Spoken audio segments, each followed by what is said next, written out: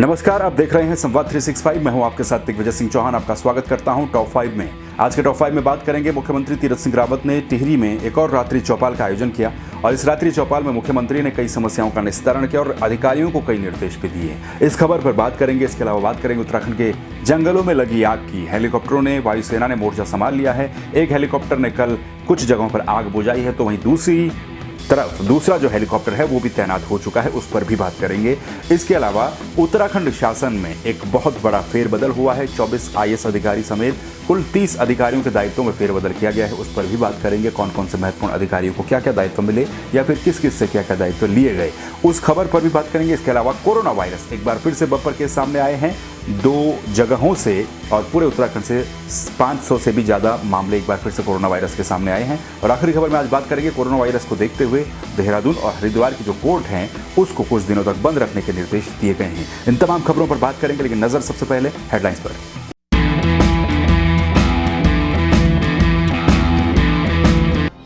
चंबा के चौपड़ियाल की रात्रि चौपाल में वर्चुअली शामिल हुए मुख्यमंत्री तीरथ सिंह रावत। बोले, प्रशासन और जनता में न हो दूरी। उत्तराखंड के जंगलों की आग बुझाने के लिए वायुसेना ने शुरू किया अभियान। हल्द्वानी के जंगलों में MI-17 ने बुझाई आग। हल्द्वानी पहुंचा दूसरा हेलीकॉप्टर। तीरथ सिंह रावत के मुख्यमंत्री बनने के बाद उत्तराखंड शासन में पहला बड़ा फेरबदल। 24 IAS और 4 PCS अधिकारियों के कार्यक्षेत्रों में किया गया बदलाव।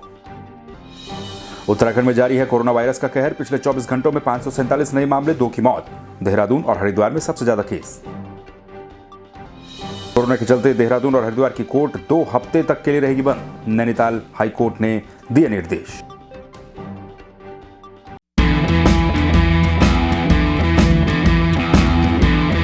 तो चलिए सबसे पहले बात करेंगे मुख्यमंत्री तीरथ सिंह रावत। मुख्यमंत्री तीरथ सिंह रावत पिछले कुछ दिनों से कई जगहों पर रात्रि चौपाल का आयोजन कर रहे हैं और उस रात्रि चौपाल में वर्चुअली रूप से वो शामिल हो रहे हैं। इस रात्रि चौपाल में लोगों की समस्याओं को सुना जा रहा है, कुछ समस्याओं का मौके पर ही निस्तारण किया जा रहा है और बाकी समस्याओं के लिए निर्देश तमाम अधिकारियों को दिए जा रहे हैं। इसी कड़ी में मुख्यमंत्री तीरथ सिंह रावत ने एक और वर्चुअली रूप से रात्रि चौपाल में शामिल हुए। ये रात्रि चौपाल टिहरी जिले के चंबा विकासखंड के चौपड़ियाल गांव में आयोजित की गई थी और मुख्यमंत्री त्वरित समाधान कार्यक्रम के तहत इस रात्रि चौपाल का आयोजन वहां पर किया गया था। और इस रात्रि चौपाल में मुख्यमंत्री ने कई निर्देश अधिकारियों को दिए, कई लोगों की समस्याओं को मुख्यमंत्री ने सुना, उन समस्याओं पर समाधान के निर्देश उन्होंने दिए। इसके अलावा उन्होंने जो महत्वपूर्ण बात कही उनमें ये कि प्रशासन और जनता के बीच में कोई दूरी न हो, इस दूरी को कम किया जाए, प्रशासन जनता के लिए काम करे। इसके अलावा उन्होंने कहा कि जनता की समस्याओं का मौके पर ही निस्तारण किया जाए। तो इस रात्रि चौपाल में मुख्यमंत्री के सामने इस गांव के लोगों ने अपनी कई तरह की समस्याएं रखी। अधिकांश समस्याओं का समाधान मौके पर ही कर दिया गया, इनका निस्तारण मौके पर ही किया गया और जो बाकी की समस्याएं बची थी उनके निस्तारण के लिए शीघ्र ही अधिकारियों को निर्देश मुख्यमंत्री ने दिए हैं। चौपड़ियाल में क्योंकि सब्जी की खेती वहां पर होती है, सब्जी की खेती करने वाले ग्रामीणों ने बताया मुख्यमंत्री को अपनी समस्याएं। उन्होंने बताई कि वैज्ञानिक ढंग से खेती वो कर रहे हैं, सरकार की जो स्कीमें हैं उसका भी उपयोग कर रहे हैं, लेकिन जो सब्जी के लिए मार्केट है और पानी की समस्या है ये लगातार वहां पर बनी हुई है। इसके अलावा लोगों ने वहां पर जंगली जानवरों से जो उनकी फसलों को, उनकी खेती को नुकसान होता है, उस समस्या को भी मुख्यमंत्री के सामने रखा और इस पर मुख्यमंत्री ने अधिकारियों को निर्देश भी दिए हैं और उन्होंने लोगों को ये भी बताया कि किस तरीके से उनकी समस्याओं का निस्तारण हो। इस मामले में तमाम जो अधिकारी हैं उन अधिकारियों को भी निर्देश दिए गए। ठीक इसी तरह से कई तरह की समस्याएं मुख्यमंत्री के सामने वहां पर रखी गई। अलग अलग लोगों ने अपनी अलग अलग समस्याएं रखी और इन समस्याओं का निस्तारण मुख्यमंत्री की तरफ से अधिकतम समस्याओं का मौके पर ही किया गया। तो इस तरह की रात्रि चौपाल का आयोजन इससे पहले भी हमने आपको एक खबर दिखाई थी, इससे पहले भी एक रात्रि चौपाल में मुख्यमंत्री ने प्रतिभाग किया था। एक तरीके से ये कहा जा सकता है कि प्रशासन और जनता के बीच जो मुख्यमंत्री ने कहा है कि दूरी न हो, उस दूरी को कम करने के लिए इस तरह की रात्रि चौपाल या फिर इस तरह की चौपाल जिसमें डायरेक्ट प्रदेश का मुखिया लोगों की समस्याओं को सुन रहा है, ये वाकई में एक बढ़िया कॉन्सेप्ट भी है। लेकिन मुख्य बात यह है कि आखिर क्या इस तरह के कॉन्सेप्ट से लोगों की समस्याएं वाकई में दूर हो रही हैं? अगर हो रही हैं तो वाकई में ये लोगों के लिए एक अच्छी बात है। इस रात्रि चौपाल पर आप क्या समझते हैं, किस तरह से इसे होना चाहिए, कमेंट करके हमें बताइए। तो चलिए अब बात कर लेते हैं उत्तराखंड के जंगलों में लगी आग की। उत्तराखंड के कई जंगल जल रहे हैं। इन जंगलों में भीषण आग लगी हुई है। वायुसेना के 2 हेलीकॉप्टर उत्तराखंड के लिए स्वीकृत किए गए थे। कल एक हेलीकॉप्टर पहुंचा, MI-17 हेलीकॉप्टर, और इस MI-17 हेलीकॉप्टर ने, कल भी हमने आपको दिखाया था, टिहरी झील से पानी भरने के बाद नरेंद्र नगर रेंज के जो जंगल है उन जंगलों में वायुसेना का MI-17 हेलीकॉप्टर पहुंचा और वहां पर कई जगहों पर इस हेलीकॉप्टर ने आग बुझाने का काम शुरू किया। कई जगहों पर आग को बुझा भी दिया गया है और मुख्यमंत्री तीरथ सिंह रावत ने क्योंकि केंद्र से ये अनुरोध किया था और उस अनुरोध के बाद ये हेलीकॉप्टर उत्तराखंड पहुंचे हैं। दूसरा हेलीकॉप्टर कुमाऊं में तैनात किया जाएगा। ये हल्द्वानी दूसरा हेलीकॉप्टर भी पहुंच चुका है, वो भी अब आग बुझाने का काम वहां पर शुरू कर देगा। तो ये 2 हेलीकॉप्टर उत्तराखंड में आग बुझाने का काम शुरू करेंगे। एक, जैसा कि कल हमने आपको दिखाया था, MI-17 हेलीकॉप्टर टिहरी झील से पानी भर रहा था, तो इसने कल जो अभियान इसने शुरू किया है, इस अभियान के तहत नरेंद्र नगर के जो जंगल है, टिहरी जिले के नरेंद्र नगर में वनाग्नि को बुझाने का काम इस हेलीकॉप्टर के द्वारा किया गया। और ये बताया गया कि नरेंद्र नगर रेंज के अदवानी और तमियार फकोट ब्लॉक के अंतर्गत ये आते हैं। इन जंगलों में जो आग लगी हुई थी उस आग को बुझाने का काम MI-17 के इस हेलीकॉप्टर ने किया है। 10 बजे ये ऑपरेशन शुरू हो चुका था। 8 बजे सुबह हेलीकॉप्टर पहुंचा था और उसके बाद 10 बजे से ये काम शुरू कर दिया गया था। और कुमाऊं में आज से जो हेलीकॉप्टर वहां पर पहुंचा है वो आग बुझाने का काम शुरू कर देगा। तो 20,000 लीटर, क्योंकि एक बार में इस हेलीकॉप्टर की क्षमता 5,000 लीटर पानी भरने की है और उस 5,000 लीटर पानी का छिड़काव ये जंगलों में करेगा, आग को बुझाएगा। इसी तरह से कल नरेंद्र नगर के जंगलों में, जो नरेंद्र नगर रेंज के जंगल है, वहां पर 20,000 लीटर का पानी का छिड़काव किया गया और कई जगहों पर आग को बुझाया गया। तो यानी कि ये कहा जा सकता है कि कुछ हद तक राहत उत्तराखंड के वन महकमे को और उत्तराखंड सरकार को भी इन हेलीकॉप्टरों से मिलेगी अगर आग को बुझाने में कामयाब हो जाते हैं। तो चलिए अब अगली खबर की बात करते हैं। अगली खबर उत्तराखंड शासन से है। प्रदेश का विकास का खाका खींचने वाली उत्तराखंड की नौकरशाही में एक बहुत बड़ा फेरबदल कल देखने को मिला। मुख्यमंत्री बनने के बाद तीरथ सिंह रावत के कार्यकाल में ये पहला बड़ा प्रशासनिक फेरबदल था। कई वरिष्ठ अधिकारियों के कार्यक्षेत्रों में बदलाव किया गया, कई से विभाग लेकर के दूसरे अधिकारियों को दिए गए। जो फेरबदल ये किया गया है उत्तराखंड की नौकरशाही में, उत्तराखंड प्रशासन में, इनमें करीब 24 IAS अधिकारी और 4 PCS अधिकारी समेत कुल जो 30 अधिकारी हैं उनके कार्यक्षेत्रों में बदलाव किया गया है।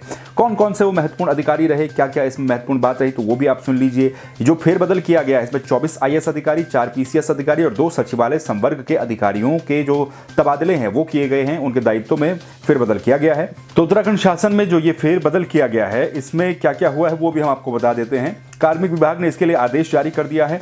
अपर मुख्य सचिव राधा रतूड़ी से सैनिक कल्याण हटाकर उन्हें आयुक्त का जिम्मा सौंपा गया है समाज कल्याण का। और प्रमुख सचिव RK सुधांशु से खनन वापस ले लिया गया है।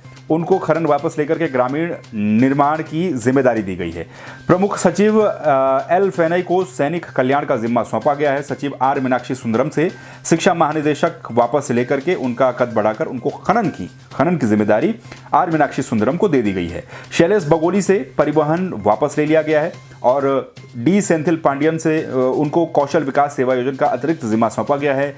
नितेश कुमार झा IS को, इनसे सिंचाई और लघु सिंचाई वापस लिया गया है। पंकज कुमार पांडे को चिकित्सा शिक्षा के महानिदेशक की जिम्मेदारी दी गई है। रंजीत कुमार सिन्हा को परिवहन और ऐसे मुरुगेशन को सिंचाई व लघु सिंचाई, ब्रिजेश कुमार संत को खनन निदेशक, तो वहीं चंद्रेश कुमार को आयुक्त एवं सचिव राजस्व परिषद की जिम्मेदारी सौंपी गई है। आशीष चौहान MD बने हैं परिवहन निगम के। अपर सचिव आशीष कुमार चौहान जो कि अब परिवहन निगम के प्रबंध निदेशक बने हैं। वंदना सिंह को निबंधक सहकारिता की अतिरिक्त जिम्मेदारी सौंपी गई है।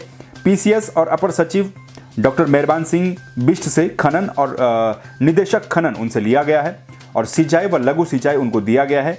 ये दोनों जो विभाग हैं ये उदयराज सिंह से वापस लिए गए हैं। तो ये एक फेरबदल किया गया है उत्तराखंड शासन में। सचिवों की जिम्मेदारी, अपर सचिवों की जिम्मेदारी, IAS अधिकारी और PCS अधिकारी जिनमें 4 शामिल हैं और IAS 24 शामिल हैं, इनके कार्यक्षेत्रों में बदलाव किया गया है, इनके तबादले किए गए हैं। हालांकि कुछ व्यापक बड़े रूप से इसमें कोई ज़्यादा असर देखने को नहीं मिला है।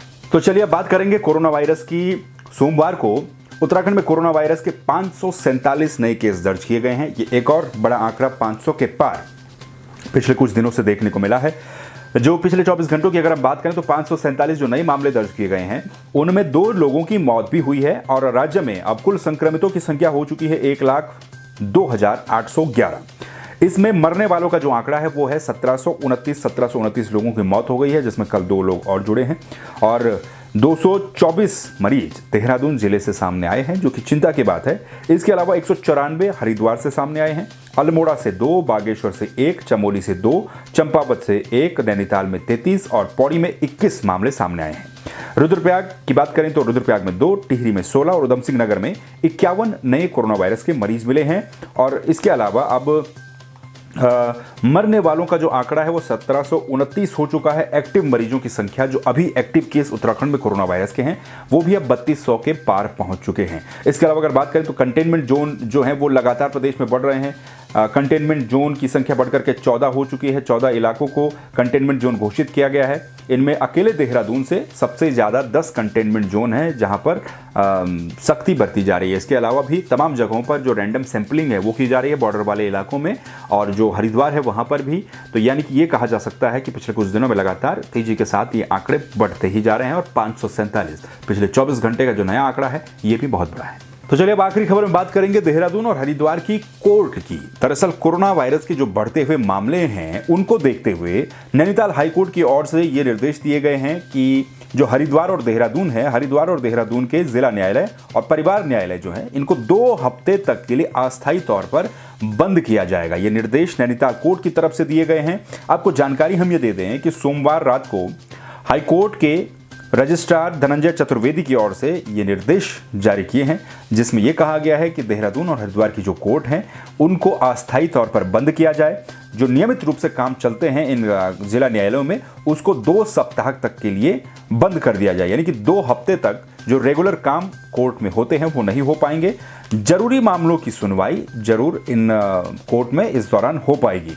न्यायालय के 30% कर्मचारियों को ही ड्यूटी पर आने के निर्देश दिए गए हैं, और दोनों जिलों के जो जिला न्यायाधीश और पारिवारिक न्यायाधीश से ये भी अनुरोध किया गया है कि केंद्र के निर्देश के अनुसार 45 साल से अधिक के जो कर्मचारी हैं उनको टीका लगाया जाए, और जो 55 साल से ज़्यादा जिनकी उम्र है कर्मचारियों की, उनको बाध्य न किया जाए कोर्ट आने के लिए। तो यानी कि कोरोना वायरस संक्रमण को देखते हुए ये एक और बड़ा फैसला, जो 2 कोर्ट हैं, देहरादून का कोर्ट और हरिद्वार का कोर्ट, जहां पर इन दोनों ही जिलों में, क्योंकि संक्रमण तेजी के साथ फैल रहा है, मामले इन्हीं 2 जिलों से काफ़ी ज़्यादा संख्या में आ रहे हैं, तो इसको देखते हुए इन दोनों जिलों की जिला न्यायालयों को 2 हफ्ते तक के लिए बंद किया गया है। तो ये थी अभी तक की टॉप 5 खबरें। इन खबरों पर आप क्या सोचते हैं? हर एक खबर पर अपनी प्रतिक्रिया दीजिए, अपनी टिप्पणी कीजिए, और इसी तरह की खबरों के लिए आप संवाद 365 को सब्सक्राइब कर लीजिए, बेल आइकन दबा दीजिए ताकि कोई भी नोटिफिकेशन आपसे मिस ना हो। फिर मिलेंगे नई खबरों के साथ, नई वीडियो के साथ। नमस्कार।